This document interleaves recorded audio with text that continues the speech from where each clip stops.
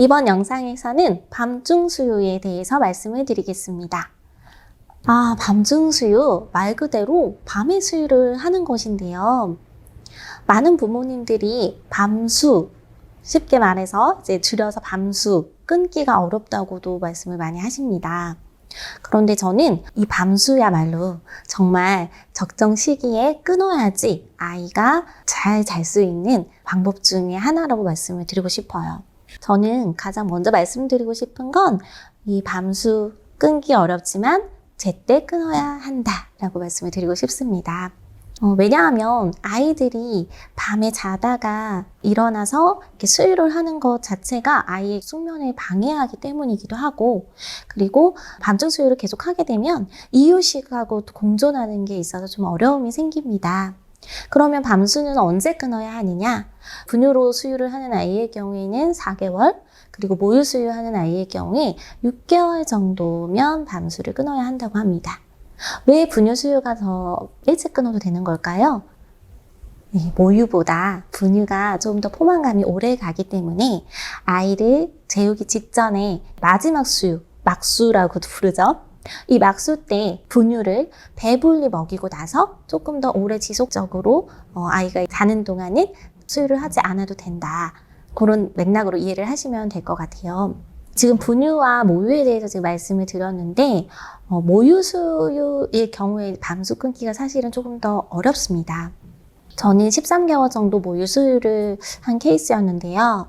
밤수를 끊는 건 정말 쉽지 않았어요. 왜냐하면 아이가 낮 동안에도 모유로만 배를 채웠기 때문에 배가 또 빨리 꺼지고, 그리고 이제 밤에 자주 깨서 모유를 찾았단 말이에요. 그러다 보니 통잠을 자기가 어려웠습니다. 그래서 부모도 아이도 밤마다 한 10번씩 저희 같은 경우는 이제 깼다고 말씀을 드렸었는데, 그럴 때마다 이제 쉽게 아이를 재우는 방법 중에 하나가 또 젖을 물리는 거잖아요. 이게 악순환의 이제 시작이 되는 거예요. 아이를 쉽게 재우기 위해서 젖을 물리면 아이는 조금 더 젖을 빨다가 또 잠이 들고, 그럼 또 깊게 잠들지 못하고, 치아가 만약에 나을 경우에 젖을 이렇게 빨면서 자는 게 또 치아에도 부정적인 영향을 또 준다고도 하죠. 그래서 여러 가지 이유를 가지고 밤수는 제때 끊어줘야 하는데, 부모님들이 워낙 힘들다 보니 그걸 자꾸 미루시다 보면 갈수록 밤수가 끊기가 어려워지는 상황에 놓이게 되더라고요. 그래서 제가 이제 권장드리고 싶은 거는 이렇게 모유를 끊으실 때 그냥 밤수도 함께 끊어 버리시는 것도 좋은 방법 중에 하나가 될 것 같고요. 그리고 애초에 누워서 눕수라고도 또 그런 용어가 있거든요. 누워서 아이에게 젖을 먹이는 걸 눕수라고 하는데, 눕수는 처음부터 하지 않으셨으면 좋겠습니다. 앉아서 아이를 안아서 젖을 물리는 게 정상적인 이게 젖을 물리는 자세인데, 엄마도 이제 너무 피곤하다 보니까 엄마가 눕고 아이도 누워서 젖을 먹이는 그런 수유 방식을 이제 눕수라고 하는데, 이 눕수가 또 좋지 않은 이유는 그렇게 아이가 이제 젖을 물면서 자다 보면 엄마의 그 자세가 좋지 않은 거예요. 저는 그런 자세를 너무 이제 오랫동안 유지를 하면서 척추 측만증이 또 오기도 했었거든요.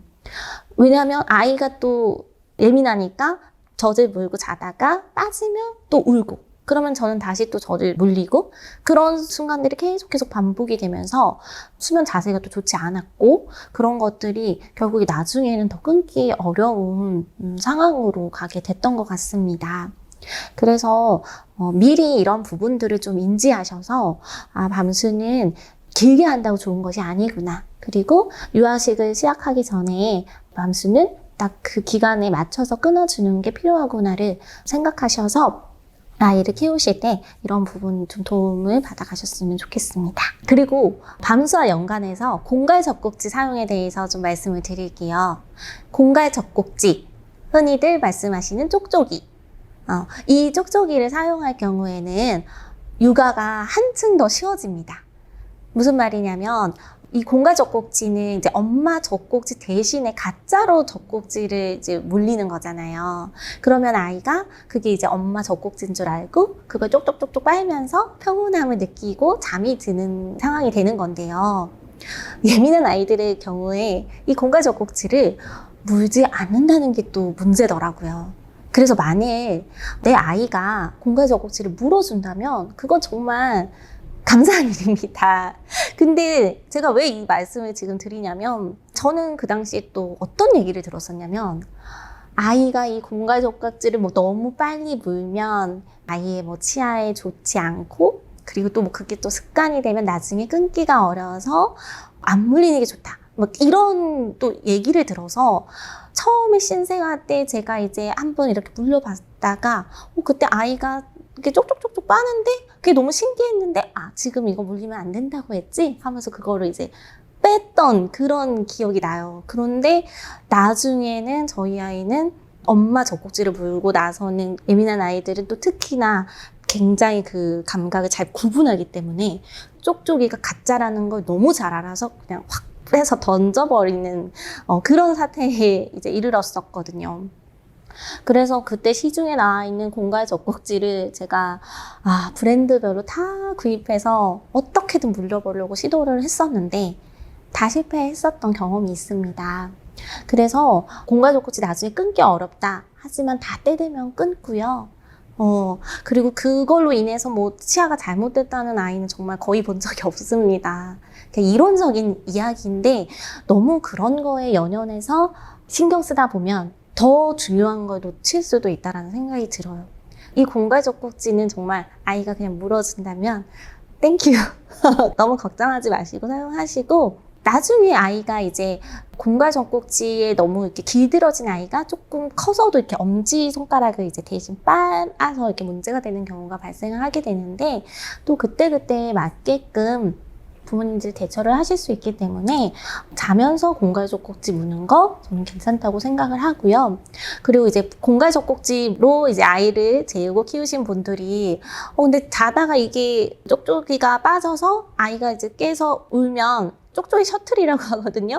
그거를 갖다 와서 다시 무는 게 너무 힘들어요. 이런 말씀들을 하시는데 엄마 젖꼭지로 그걸 하는 것보다야 훨씬 나은 거잖아요. 그래서 아이가 공갈 젖꼭지를 문다면 그거에 대해서 조금 또 적극적으로 활용해 주시는 것도 저는 나쁘지 않다고 생각을 하고 그리고 또 예민한 아이들은 그 쪽쪽이 사용을 안 하고 거부할 수 있으니 부모님들께서 좀 잘 노력을 하셔서 육아가 아이템빨이라고도 많이들 하는데 그런 아이템들도 많이 활용하셔서 어쨌든 엄마가 조금이라도 수월해야 아이를 키우는데 더 에너지를 쏟으실 수 있기 때문에 그런 것들도 좀 염두를 해두셔서 사용하셨으면 좋겠습니다.